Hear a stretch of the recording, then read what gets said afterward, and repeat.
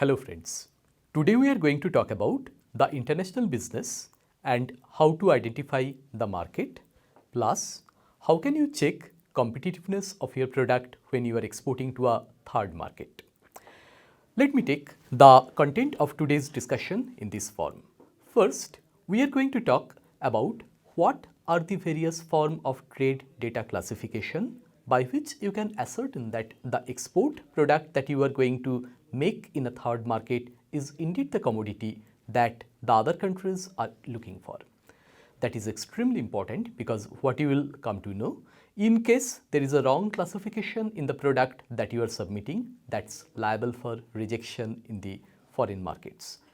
The more important fact that we require is whether the particular market to which you intend to export is indeed having a growth in the import in their particular territory. So we need to also check whether the market you have in mind is a dynamic one or which other markets you can focus when you are conducting your export business activities. In addition, what is more important, in a country to which you would like to export, which firms import the product you are doing business in that particular country. So we will check that aspect as well. Another fact which are very important in international business is that when you are going to export to suppose Singapore, it's important to know which other countries export they are in. Is it China, Thailand or Japan? And whether the exporters from these countries, they have competitiveness which is more as compared to India or less. So we are going to look at that particular aspect as well. So essentially we are going to look at market, the competitiveness, firms which might be your potential business partner, and whether the market is the correct market for you. So in this particular discussion, we are going to look at how the trade barriers might possible export opportunities in a target market. Let me put it in a wider perspective. Initially, remember, we can use the trade map, WITS or UN Comtrade database for market identification purpose.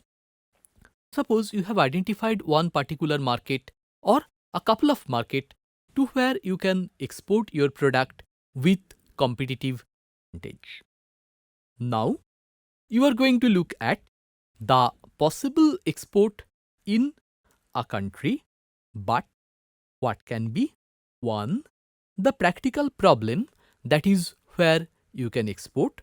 So one option can be, what are the tariff barrier and government standards on your product? Second, what can be the government support to be given to your product?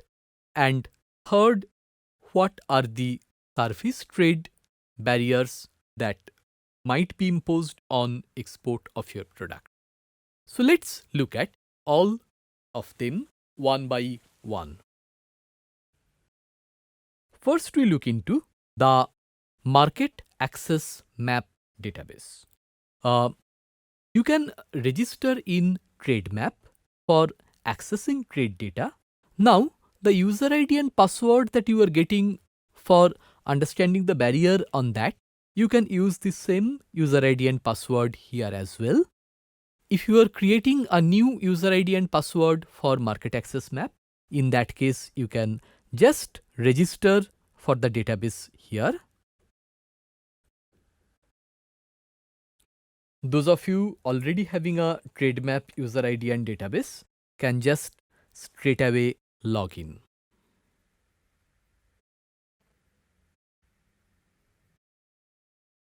Once you log in, you enter the database main page, and from there you can go ahead with selection of product for your purpose.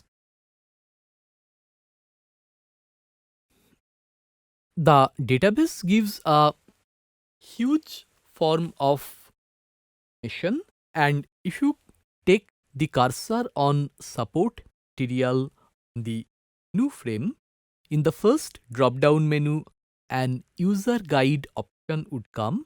If you click on that, the market access map manual will open up. If you read that through, a number of ways in which the website can be used would be available. I will look at only 3 quick search menus in this particular page.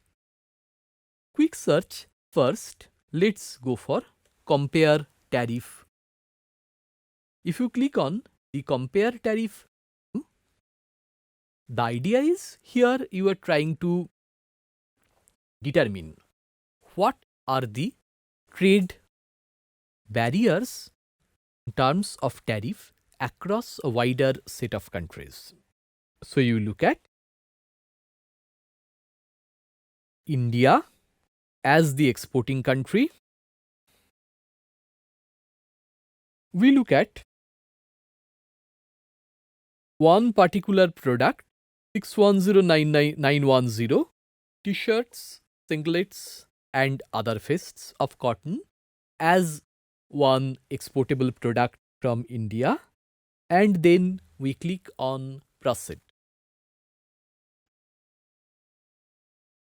If we do so, then the tariff barrier across countries be obtained in very detailed manner and with a color code attached to it. What is the advantage of this color code? Here we can add color codes in terms of a traffic signal actually. If a country is having a color code, the color codes are presenting the tariff that a country is imposing on Indian exports in this particular category. So if the tariff imposed by a country is above 30%, then we see a color of orange, red, brown. And all of them would be a major trade barrier on our export. On the other hand, if the color code is yellow, that is between 15 to 30%, then, well, there is a problem in exporting, but not a very high level of problem.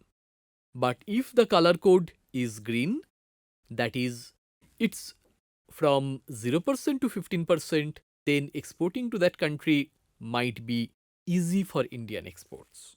So we can look at the color codes from that perspective. In order to make a better sense of the market access map database information, we click on the map icon here beside the table icon. Once you do,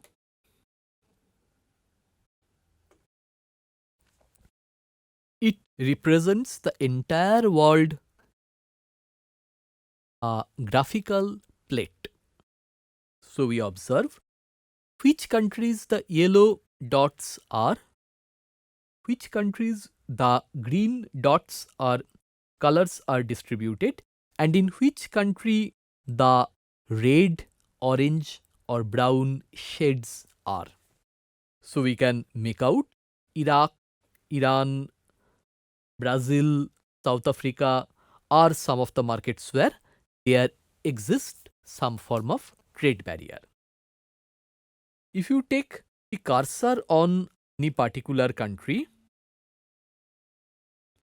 USA for instance, that shows what is the applied tariff in that market, and it also shows what is the trade value in that particular market on that year. If the bubble that we can see is a relatively bigger one, the bubble clearly indicates that Indian export to the market is also high. So ideally, should be exporting to a market where the bubble is relatively bigger and the color is closer to a green shade. So from this particular diagram here, we might say Australia, where there is a relatively bigger bubble and the color is closer to green, is an ideal market for us to export to. Similarly, Russia, Kazakhstan, China, Canada, US, though the barrier is increasing towards the later because they are going into the shed. So this is one of the tool that we can use to understand whether export to the market is relatively easy or relatively difficult. We can actually check another tool as well to understand how easy or difficult the trade barrier might in a market against India. After checking India as exporter in a market, now we go for find tariff. In the find tariff menu, remember, here we are not going to look at India as the exporter, but we are going to look at any trade partner as the importer and check what tariff India might be facing in that market. So we can put an importing country, let's say Japan. I chose Japan deliberately because with Japan, India is having a comprehensive economic partnership agreement.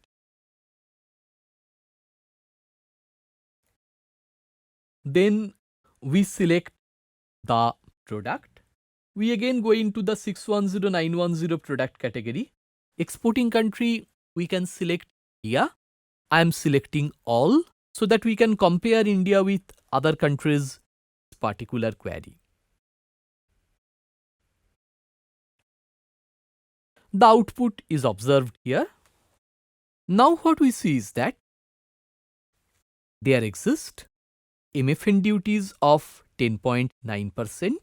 MFN duty means the duty that is applied on all the WTO member countries. Non-MFN duty, which is applied on all WTO non-member countries, so which will include Cuba, North Korea, etc. And then all the countries with whom Japan enjoys a free trade agreement are included therein, one by one.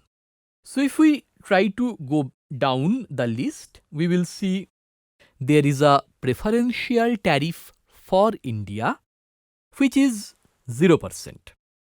That means when India is exporting a product to Japan, India's product would attract a tariff of 0%, whereas another country, if we take now the cursor on applied, you will find that all the WTO member countries' name is coming. We can take the example of Algeria there. Algeria is having no free trade agreement with Japan. So, if some competitors of India are located in Algeria, their product is facing a 10.9% import duty. In other words, there is a margin of preference that India enjoys against Algerian exporters, and the margin of preference 10.9%. But on the other hand, if we are not having any free trade agreement with another country, then it is going to extend duty-free regime to some other regional trade agreement partner countries. Let's take one example of a European Union country. We can go for modify search in this particular option. Instead of importing country Japan, can go for Germany as a example. So Germany we select. The product, again we find 610910 and we go for proceed.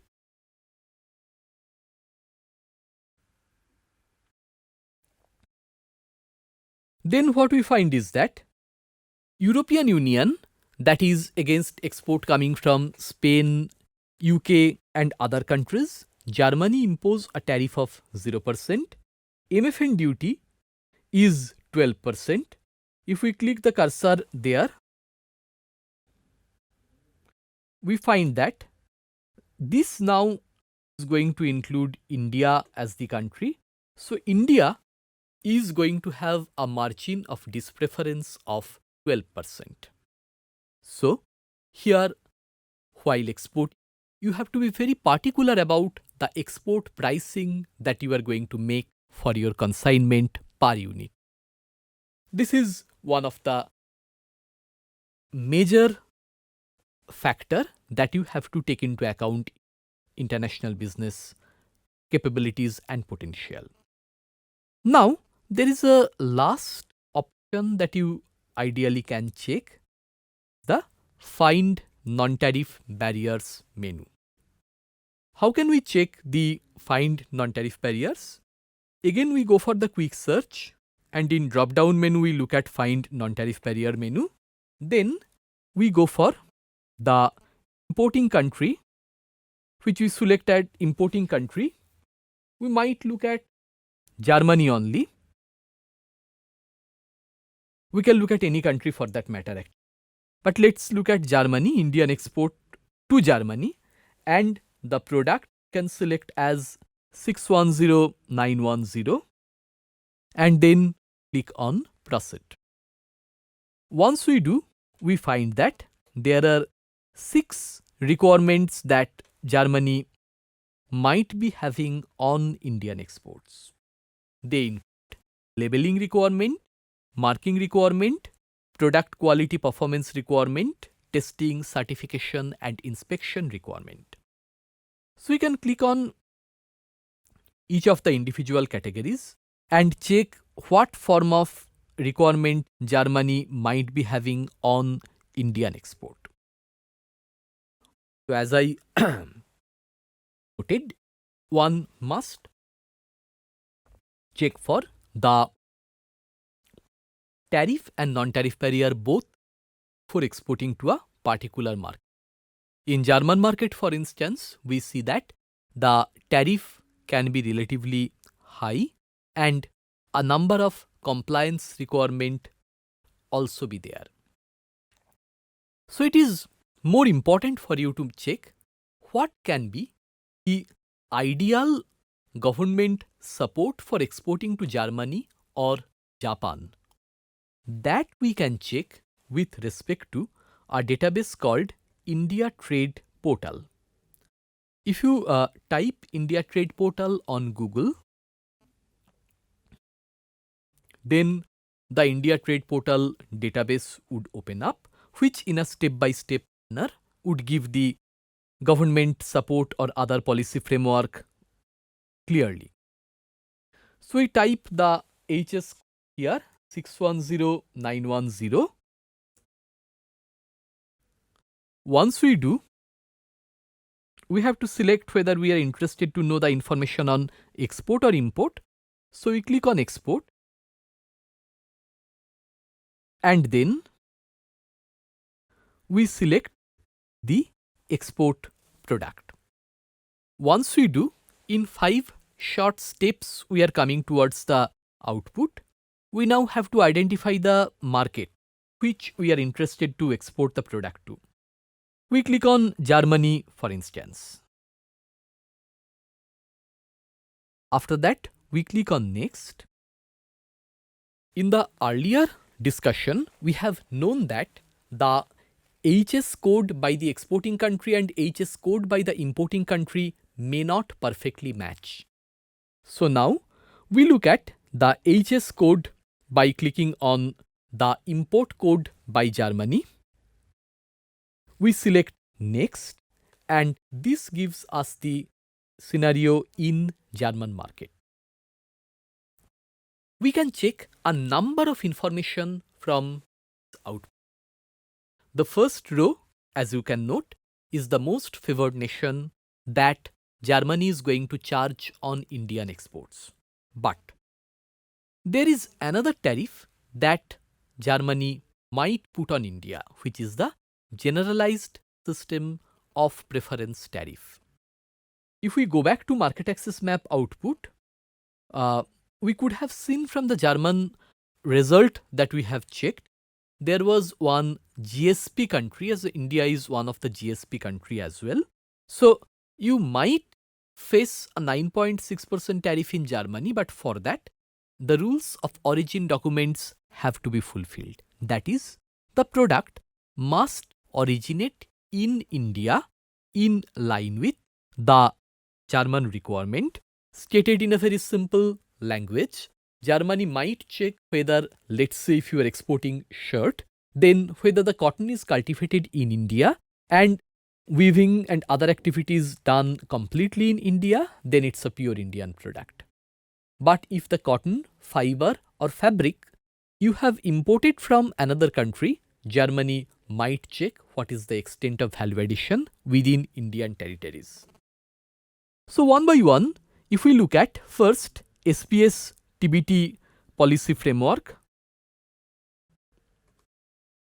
if we click on that, the German barriers on Indian exports you can get by clicking on the download link. Click here, link in this page. Export policy, what we can check is there is a free trade for general products, but if you are having imprints of excerpts or verses of the Holy Quran, then some form of restriction can be there. You can click on duty drawback to check what might be the drawback rate for your product. You are exporting the same. You can click on interest subvention, where there is a 5% rate that is applicable. GST you can check, so the rate you will be obtaining from there. And merchandise exportation scheme, you will see that MEIS rate of 4% is applicable for this product. So India Trade Portal, as we can say, would give you a wholesome policy information that you require for exporting to a country: product standard, export policy, drawback, interest subvention, merchandise export promotion scheme support. So with that, and whether India is exporting to the country with MFN tariff or some form of preferential tariff is applied on your export product. So after identifying a dynamic market from trade map, in India Trade Portal and Market Access Map, taken this together, you can identify whether trade barrier in this market is also relatively more or relatively high. Let us come to the third part of the discussion here, which is the service trade option. We can look at a number of service trade databases in international business, some maintained by World Bank, some maintained by OECD. I will look at the OECD database here. If we type OECD STRI in Google, then the first outcome would correspond to OECD STRI database. The OECD STRI database follow a very clear format. If there is a barrier that exists for a particular sector, they term it 1. If there is no barrier, they term it 0. So it's a binary way in which they present it. There exist a number of interactive tools like Compare Your Country, Policy Simulator, or Regulatory Database, and the output might come through sector note and country notes. There are 5 broad barriers that OECD STRI look at. Let's look at one sector note. If we click on sector note here, in that case, we are going to find that for various sector, the outputs are being shown by OECD. Suppose if you are exporting engineering service as an example, if we click on the English icon there, it will open up the output page for the trade barrier.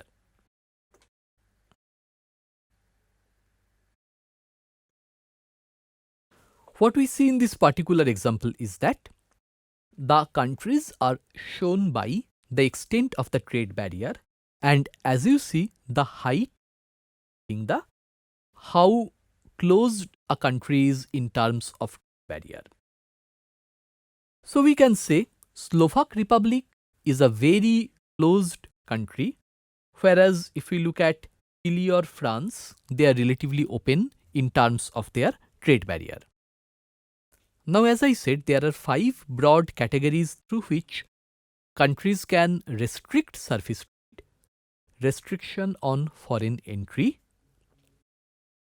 discriminatory measures, regulatory transparency, restriction on movement of people, and barrier to competition. If we look at Poland, for instance, most of the barrier in Poland is coming in terms of restriction on movement of people. If we look into the Slovak Republic example, there are 2 major forms of barriers: restriction on foreign entry and restriction on movement of people, both. So we can use this particular dimension to understand the trade barrier. There is a thick horizontal black line which is showing the average trade barrier. If a country's height column lies above the average, that means the country is having a higher form of trade barrier, which Slovak Republic or Poland is showing. If we look at Chile or France, then they are showing lower trade barrier.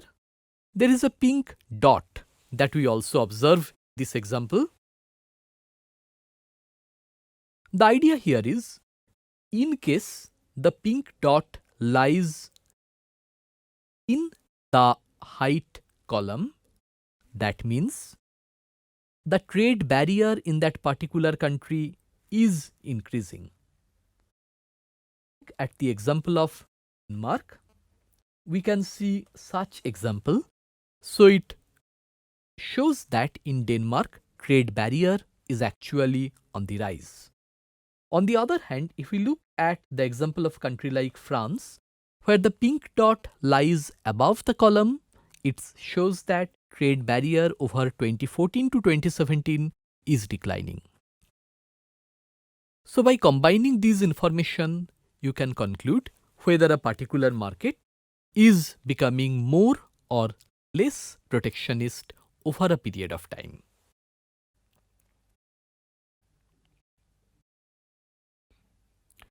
If we now come to the other form of